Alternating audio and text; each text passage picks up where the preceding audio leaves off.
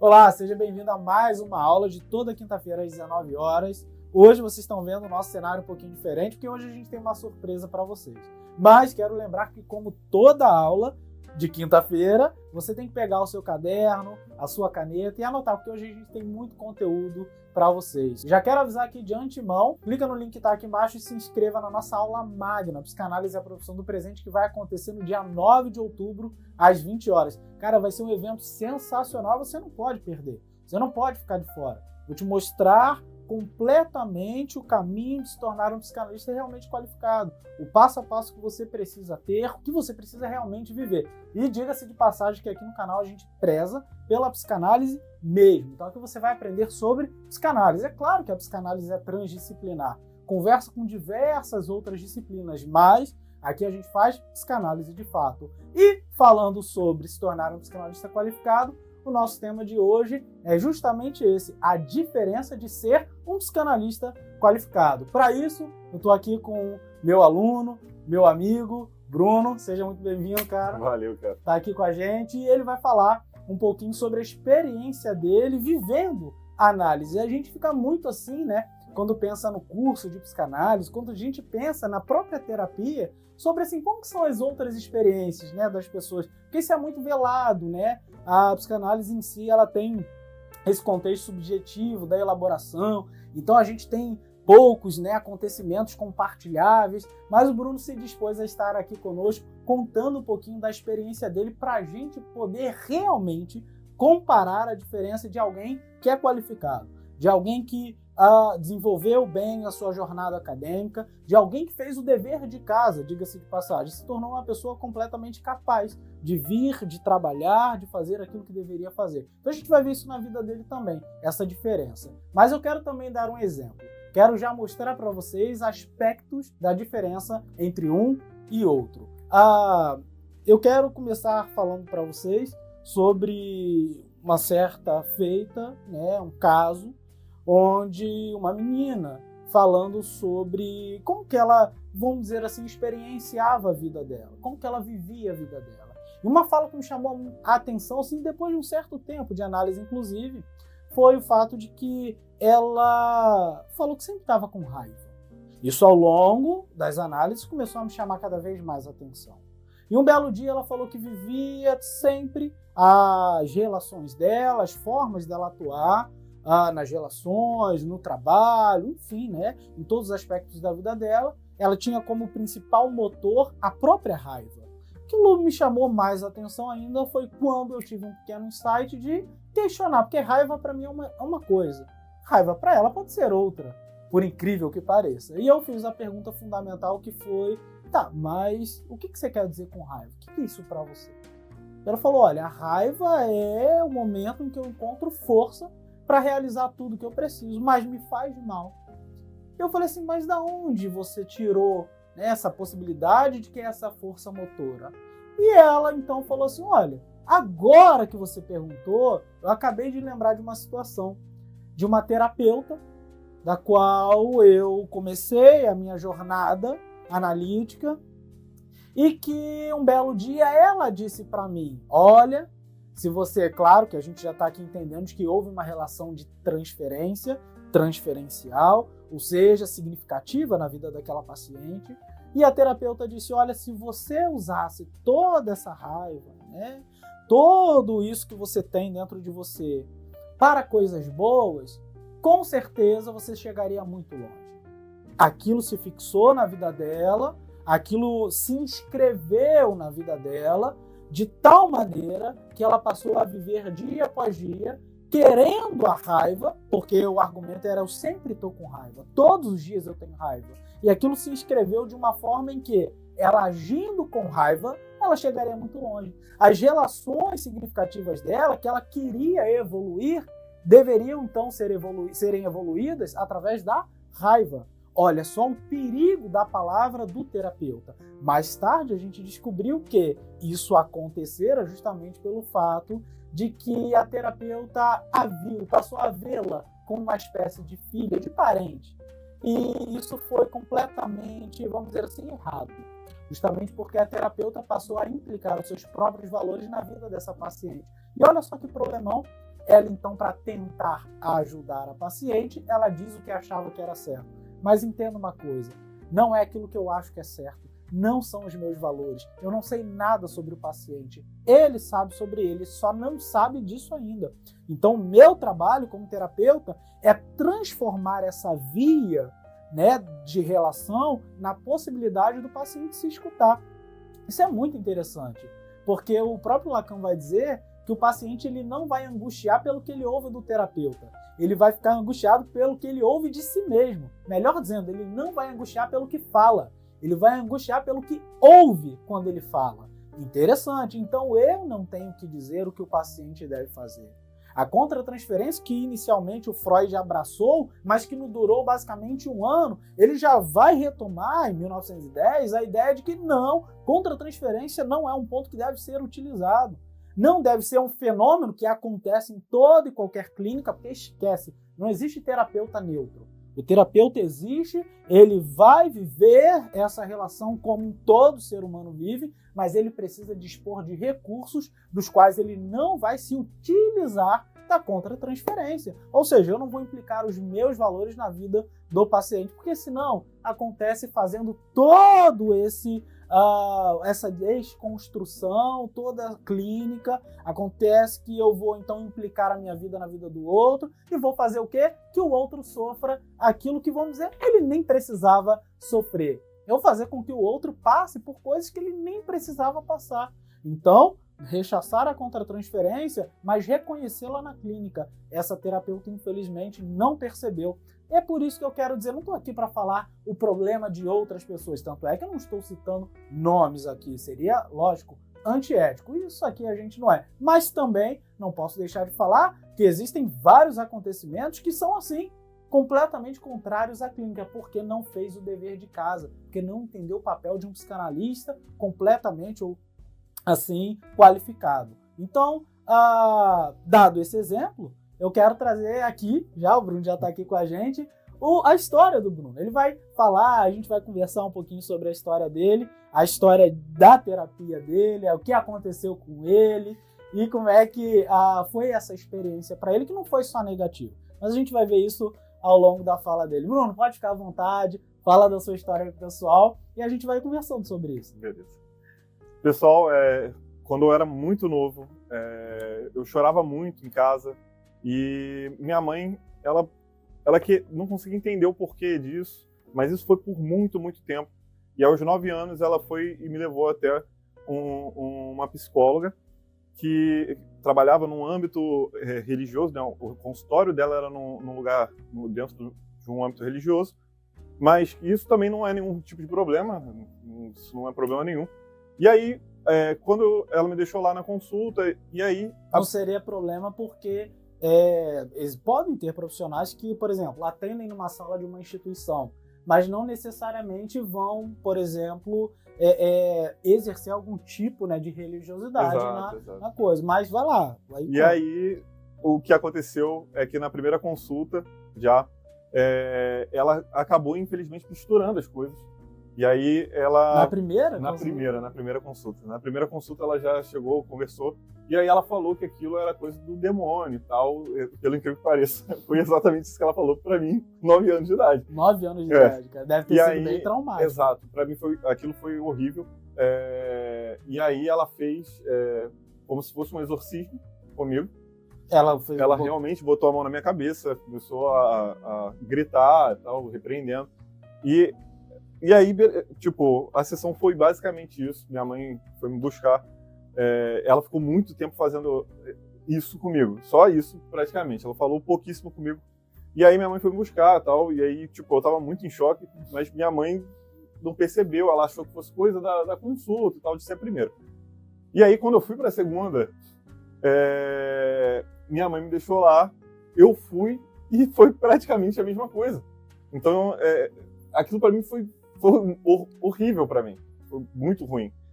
E quando fui pra terceira, eu já não fui mais. Minha mãe me deixava lá, e aí eu, garoto, muito criança, tinha uma lanchonete lá perto, muito famosa, e aí quando eu ia, eu esperava minha mãe sair, fingia que estava entrando pra ir pro consultório da doutora, Só que quando minha mãe sumia, eu rapidinho saía fora dali, ia pra lanchonete e Você ficava chegava lá. a pular a grade do Cara, negócio. teve uma vez que eu cheguei a pular porque trancou o portão e aí eu não tinha como sair. E eu consegui pular a grade que tinha várias barrinhas, né? Aí eu consegui pular e tal. Então, tipo assim, a partir daí eu não assisti mais. Não tava mais com a clínica, eu não ia mais. Minha mãe me deixou várias vezes, ela não sabia. Acabou que ela não sabia, depois que ela foi descobrir isso. Mas eu acabei fugindo de todas as vezes. E o que acontece? Realmente eu tinha um problema para lidar, mas aquilo me deixou tão traumatizado, mas tão traumatizado, que para mim toda a consulta seria aquilo. Qualquer uma que eu fosse, seria dessa forma. Então, eu falei, cara, eu não quero isso. Cara, você assumiu literalmente de que ainda mais com 9 anos, né? Você assumiu literalmente que a terapia era assim, um desespero, né? Sim, algo traumático, pessoas fazendo esse tipo de loucura, né? Podia não ser exatamente essa, mas qualquer outra. Assim, cara, o que é mais interessante é que minha mãe notou que eu chorava mais. Tipo assim, eu realmente chorava mais depois, mas não sei se seria consequência disso, mas pela minha situação já piorando, e eu precisando de ajuda e não tendo. E eu lembro uma vez que você comentou que você até assumiu, ficou pensando naquilo que ela tinha feito. Será que eu tenho esse problema, Exato. né? Será que eu tenho Será que vamos falar as claras aqui, né? Será que eu tenho demônio dentro de mim, né? Demônio no meu corpo? E olha só, gente, a implicação de determinadas feitas, assim, clínicas, que são completamente absurdas e que traumatizam uma criança, traumatizam um adolescente, um adulto, né, que é completamente absurdo. Você ficou, então, resistente? Sim, eu fiquei totalmente resistente, então eu precisava de ajuda. Foram passando os anos, eu precisava de ajuda, porque realmente eu ficava muito triste, eu já não, tipo assim, para as pessoas eu parecia uma pessoa alegre, mas eu me esforçava muito, era um esforço enorme para eu conviver com as pessoas no âmbito social. E aí eu não queria de jeito nenhum. E você pensava assim já de ser um quadro depressivo? Então, o que acontece? Eu tive um período que foi mais ou menos ali acho que uns 13 anos, alguma coisa assim, porque foi um pouco antes de acontecer a coisa mais séria. Mas que eu comecei a perceber que eu, tipo assim, já não via mais muito sentido na vida, começou a realmente se perder, sabe? Que aí foi quando eu cheguei mais ou menos ali entre 14 e 15 anos, que realmente eu comecei a cogitar me matar, porque pra mim, tipo, a minha dor era tão grande, essa que era a questão, a minha dor era muito grande. Era tão grande, mas tão grande, que eu ficava pensando, pô, vale a pena eu viver pra isso, sabe? Tipo, pra quê? Só que, claramente, eu tava precisando de ajuda. E a ajuda que eu precisava, eu não procurava e não aceitava ir até ela, porque eu tive uma experiência muito ruim, entendeu? Minha primeira, quando criança, aquilo... até hoje eu lembro de toda a cena, entendeu? De qual aconteceu. Cara, é um negócio muito doido, entendeu? E aí foi quando aconteceu um episódio, eu tava querendo me matar, só que uma coisa me impedia, que era a minha religião. Eu tinha muito medo de ir pro inferno. Então, esse medo, meio que ele me travava um pouco. Tipo assim, eu pensava, na hora de ir fazer, eu ficava tipo, cara, eu vou pro inferno, eu não posso fazer isso. E aí, eu fui, tipo, eu queria muito acabar logo com isso, mas eu peguei o telefone e liguei para um amigo. Só antes aqui, o bacana que você tá falando isso, é porque muita gente pensa que o suicídio, a gente tá, né, Setembro Amarelo, isso é interessante, muita gente pensa que o suicídio, que não é inclusive tema de hoje, né, mas que veio a calhar, de que o suicídio, ele é, vamos dizer assim, um recurso pra gente poder assim, tirar a nossa vida. Né? Na verdade, o suicídio, ele é um recurso para apaziguar a nossa dor, para retirá-la de alguma maneira. É quando eu não aguento mais sofrer, é quando eu não tenho mais condições de carregar isso. Então, qual é a forma última para que eu passe, então, a viver uma vida sem sofrimento? É, então, tirando a minha própria vida, porque sem vida não há sofrimento, né? É esse princípio da inexistência, o Thanatos, né? Do Freud, né, a pulsão de morte, aquela volta constante até não existir. Então, em última instância, o suicídio ele vai ser principalmente característico por isso. E você, então, chegou a querer suicidar, mas sua fé te impediu. E aí... Não, eu realmente queria, mas eu tinha muito medo. Então, eu tinha 14, 15 anos. Aí, eu liguei para um amigo. Ele era um pastor. Uhum. E falei com ele. Cara, eu tô cansado, não aguento mais. Cara, eu quero tirar minha vida. Eu só quero saber se eu vou pro inferno se eu tirar minha vida. Eu falei isso pra ele, ele disse, calma, cara, calma. Tipo, só que o que acontece? Acabou que eu fiz barulho dentro de casa e meus pais acordaram. Então, aí meus pais viram toda a situação e aí, tipo, me abraçaram ali. O que me trouxe paz naquele momento, querendo ou não, foi como se fosse um alívio. Sim. Naquele momento. Mas depois, mesmo assim, depois de tudo isso, minha mãe conversou, falando comigo para eu procurar ajuda profissional. E, cara, mesmo assim eu continuei resistente com relação a isso. E isso me acarretou muito problema ainda durante muitos anos, só com relação a isso, cara. Porque você não procurava ajuda. Porque eu não procurava ajuda. Traumatizado com aquele primeiro momento, cara. Exatamente. Então, enfim, depois de muitos anos, muitos episódios, porque era um negócio muito doido, que ia e voltava, eu ficava, tipo, bem, e aí quando daqui a pouco começava a vir de novo aquele sentimento e tal, eu, tipo, realmente de tentar fazer alguma coisa para tirar minha vida, foram 2 vezes, sendo que em 3 vezes, em momentos da minha vida, eu tive muita vontade de me matar.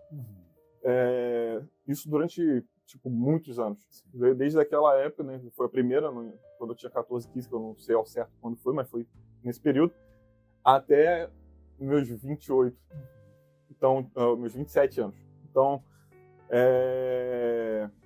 foi um negócio muito, muito pesado durante esse tempo que eu acabei carregando por causa disso. Só que aí, cara, eu realmente chegou uma hora que eu cedi. Eu cedi porque eu tava vendo que aquilo... Cedeu no sentido de procurar ajuda. De procurar ajuda.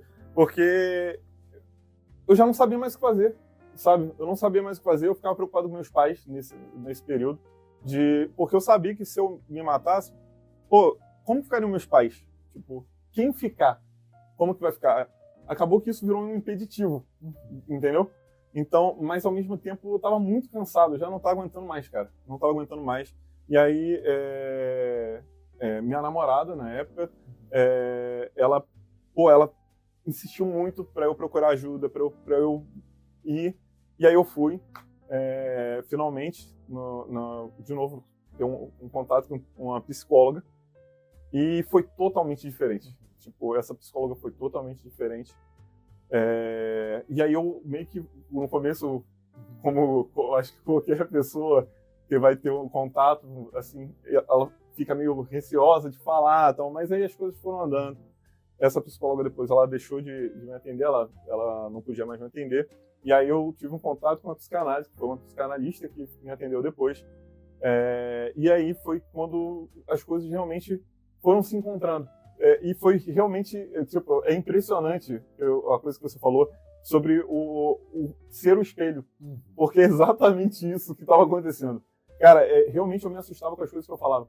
Você se quando via chegou num na ponto, sua fala. Quando chegou num ponto das sessões, realmente me via naquilo. Cara, era um negócio doido, cara. Sabe o que eu lembro? Uma vez, eu não sei se a gente estava no carro, estava perto de casa, estava andando, você me perguntou assim, cara, qual a diferença de um psicólogo e um psicanalista? Você lembra? E aí eu comecei a falar, só que eu não sabia que você tinha ou teve uma experiência ali com a psicanalista. Aí eu te expliquei e você falou assim, agora faz todo sentido. Aí eu falei, o quê? Aí você falou assim, não, porque eu tava vivendo uma experiência com uma psicanalista e, cara, foi exatamente isso. Você lembra disso? Foi, cara, foi. Foi exatamente isso. E eu fiquei assim, impressionado. Falei assim, caramba, como é que a gente vê, né, esse desenvolvimento de uma forma diferente. Sua experiência com ela, como é que foi, assim? Você se via, você conseguia se ouvir? Cara, realmente eu me ouvia, cara. É um negócio muito, muito interessante. Porque é muito interessante que a gente...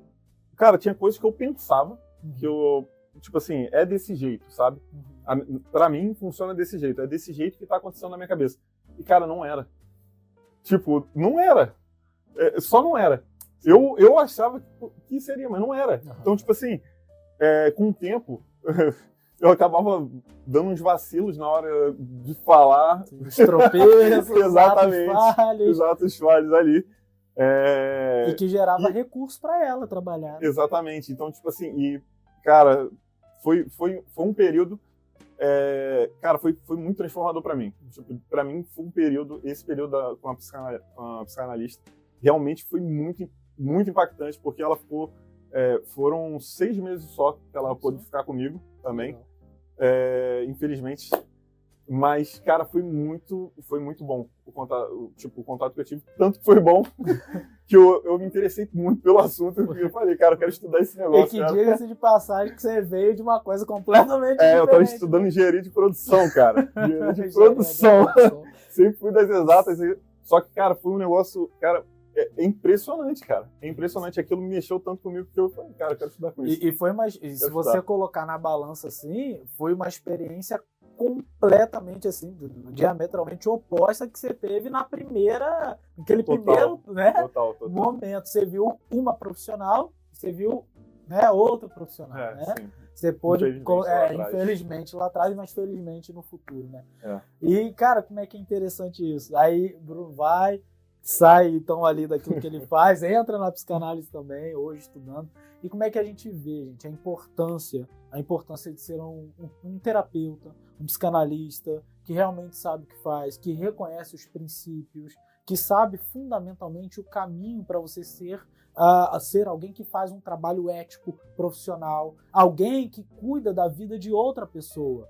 Né? Eu fico muito preocupado, tem muita gente que quer, por exemplo, fazer psicanálise e quer estudar rapidinho, quer terminar tudo sim muito rápido, não se preocupa com os fundamentos. Eu fico muito preocupado com gente que já está preocupada assim, eu quero ganhar muito dinheiro. Eu penso que vale a pena sim, que vale a pena o seu investimento, mas tem uma coisa a mais. Você, cara, tá cuidando de outra vida. Né, cara? A gente tá trabalhando com vida ali, então é um negócio mais delicado, não pode ser assim, né? Exatamente, você jamais vai poder... Olha o que aconteceu comigo. Exato, não, e interessante... O fim poderia ter sido outro. Né? O fim poderia ser de uma dor ainda maior. Né? Maior no sentido, não que a dor dele fosse pequena. Para ele já era gigante, né? Era tudo, mas digo assim, mas seria ele, a família, os amigos, né? As pessoas em volta. Como é que é interessante, como é essa fineza da diferença entre um psicanalista, um profissional qualificado e alguém que, vamos dizer assim, não fez o dever de casa, que não seguiu aquilo que deveria seguir. Bruno, você quer falar mais alguma coisa pro pessoal? Não, é só isso. Eu queria só agradecer também. A gente que agradece, cara. E falar, galera, vamos estudar. É importante a gente saber as coisas, porque a gente vai trabalhar com vidas, então, para que a gente seja realmente excelentes profissionais, que a gente também leve toda essa paz, tudo isso que é o que eu quero, pelo menos para mim. Tudo que eu realmente senti depois, toda a evolução da minha vida, de pensamento, de tudo, de me conhecer, principalmente, durante essa fase, que a gente possa levar isso para outras pessoas também, né? Muito legal. E vamos dizer, né, em basicamente 6 meses, tudo foi transformando, né? A experiência boa fez toda a diferença. Cara, que bom. Que bom, ó. Cara, prazer ter te recebido aqui. Valeu. Gente, muito obrigado pela presença de vocês. E só reforçar, se você quiser entender como é que é essa jornada de fato, esse caminho de fato, clica no link que está na descrição para você poder aprender a ser um psicanalista qualificado. Ser um profissional que faz a diferença. Aquele deverzinho de casa que, no final, o bom aluno se transforma num excelente profissional. Essa é a diferença, só que você tem que fazer psicanálise de verdade. Muito obrigado a vocês pela presença. Não deixem de comentar aqui no chat, de curtir também. Vocês são muito importantes pra gente, então a gente fica muito feliz de recebê-los mais uma vez. Pessoal, até a nossa próxima aula. Muito obrigado.